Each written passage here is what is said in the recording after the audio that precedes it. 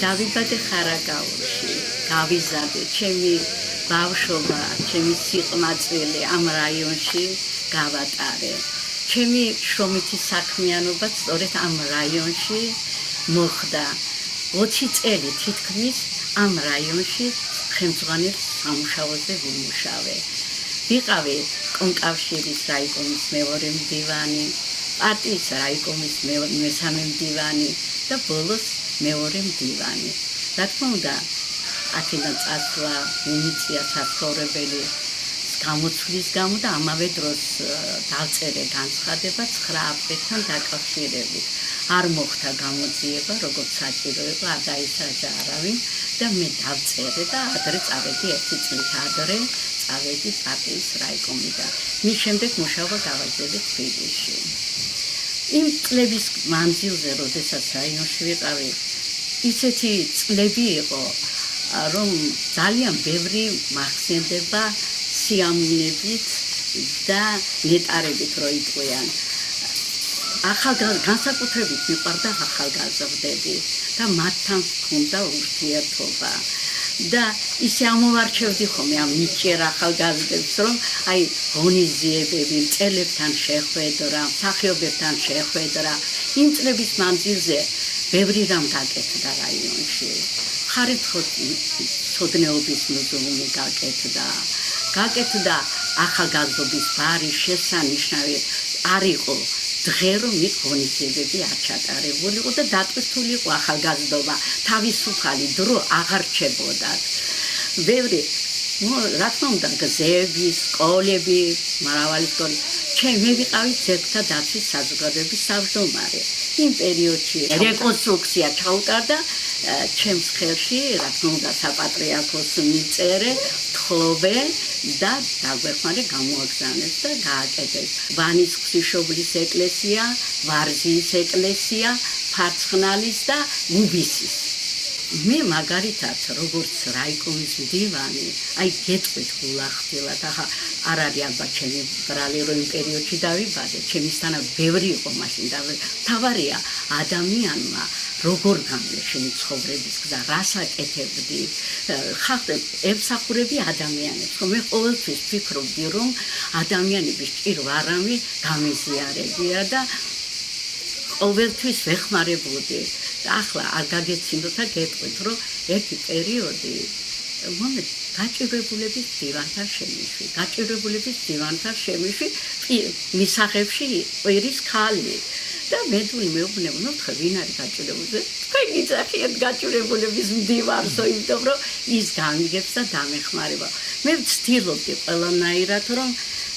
ხალხის სამსახურში ყოფილიყავი და არა მგონია მე დღეს რითი ვარ, იცი, ბედნიერი, ამდენი წელია წავედი, მაგრამ როდესაც ჩამოვდივარ რაიონში, დიდ სიყვარულს ვგრძნობ მე ჩემი რაიონის მაცხოვრებლებისგან. ეს არის მე მგონია ყველაზე დიდი ჯილდო ადამიანისათვის. ხარაგაულიდან წავედი მეთოდისტად კულტურის სფეროში, ბიბლიოთეკების რესპუბლიკური მეთოდური კაბინეტში მეთოდისტად. ძალიან კარგი კმაყოფილი ვიყავი, რაიონებში მიწევდა მისვლა, წასვლა და ჩემ ხელს ნამდვილად მე მარტო ბიბლიოთეკის საქმეს არ ვაკეთებდი. აი რომ მომისმინო თუ ვინმე, აი ვიდიოდი, ძალიან ცუდი პერიოდი იყო, შურქები არ იყო, უკვე აღარ შენობები, მინები ჩამწვრეული და მივდიოდი ხოვდი გამგეობაში შევდიოდი აი მაგათაც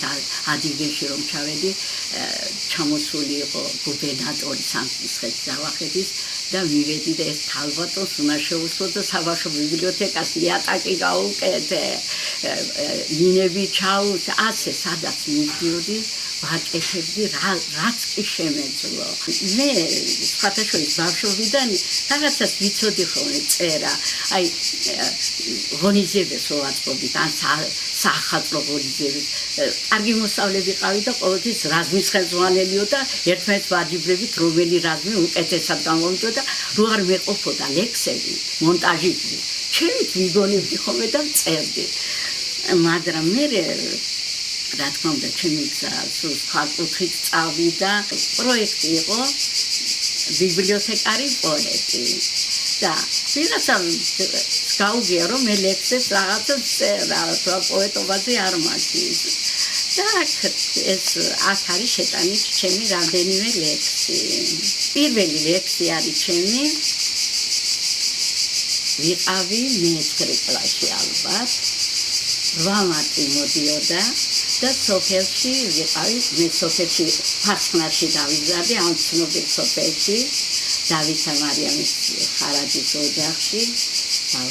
ძირითადად მაინც იქ ვიყავით და დედა ჩემო წაგვიყვანა შაბათ-კვირას წაგვიყვანა და შევხედე დედას და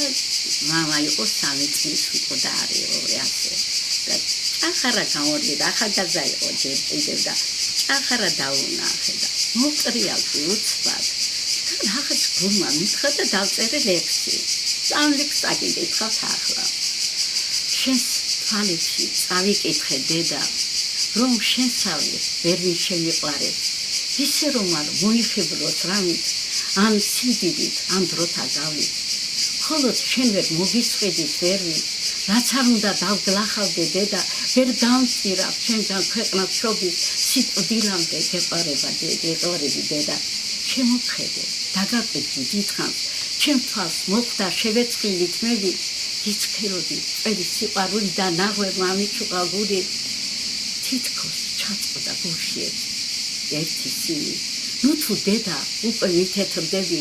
მაგრამ არა ეს გამშვენებს კიდე როგორ მიყვარ შენი თეთრი თმები შენ თვალებში დას მიხედა დედა მოიშორე სუბზე წანდის დაღი მოგილოცავ ქალთა დღესასწაულს დაიყავი ბედნიერი ლაღი ეს არის ჩემი პირველი ლექსი რომელიც გადაიბეჭდა ლენინის დროშაში ზაირა აბაშიძე წაიღო მე-10 კლასში გადავედი მე-9-ში ასე მაშინ ეს იყო ჩემი ლექსი თავარი როლი ზექალა და ხეკაკუნა მეგზავნა ძალიან აბეზარა ვიყავ და ვითამაში ისე კორიფებდა როგორიც იყო აბაშიძე ბიჭო თამაზ კიტნაძე ოთარ აბაშიძე იყო რეჟისორი და ეს იყო დათვალიერება თბილისის სახალხო თეატრების მარჯანიშვილის თეატრში და ძალიან მაგარი როლი იყო აი აბეზარა როა ხო აი ის მსგავსი აკიკინები აქ და რო ვითამაში და დაამთავრდა არის და ამოვიდა კალადარაშვილი იყო ისა მოადგილე კულტურის მინისტრის და ის პატარა გოგო გამომიყვანეთ და მის შემდეგ ლევანი იყო მაშინ ბერაძე რაიკოვის და პატარა სამწეხდა მომიყვანეთ ის დამიჯილეთ გვერდით და ხეკაგუნა მოდი აქ მეძახდა ძალიან აი კარგი დღო მაგ რაიონში გატარებული სხვა როლებიც უბრალოდ მაგრამ ეს თავარი როლი ესმოდა ცეკვის ანსამბლში ცეკვავდი მოსკოვი ლენინგრადი პოლონეთი მოვიარეთ აქტიური ვიყავი რა რო გითხრათ არ გავთხოვდი წუნია ვიყავი ამას ვერ დავფიცავ მაგრამ ასაცფეზე დასკი ასე ვიყავი მომეწოდებოდა მომიტოდი აღარ მინდა და დედა ჩემი მგონოდა შენ რო გათხოვდე ნამდვილად მიატოვე კმარსო იმიტომ რომ დღეს მოგწონს და ხვალ არ მოგწონს მე ჩემი ცხოვრება ეცით როგორ წავიდა ორი ძმისშვილი დამჭა ძალიან ახალგაზრდა გარდამეცვალა და ძირითადად ჩემი ძმისშვილები გავზარდე და ახლაც მაგოდება დათო დამთო და ხوار გათხოვდები ხوار მიგვატოვებ და მე გადავედი მე ჩემი ძმისშვილების არუსაზე შვილიშვილებად ვთვლი ახლა ჩემ უკვე დიდი არიან შვილიშვილები დაამთავრეს უმაღლესი დათუმაც დაამთავრა მისი ასე ცხოვრობ მაგრამ არ ვიტანია სხვათა შორის არ ვნანოს იმიტომ რომ არ რა ვიცი აბა რო გითხრათ რომ რა არ ვნანოს იმიტომ რომ სულ ჩართული ვიყავი საქმეში აქ ბავშვი როგორც ჩემი შვილები ისე დიდი და აი მარტობას არ მიბრძნია ჯერ დღემდე წლები მიდის და გეტყვი წლები მიქრის და მარტება მხრებზე და მიმძიმეს ეს გული მაინც ამცობს ეხეთქება კედლე და სიცოცხლეს ამცობს აი ასე ვარ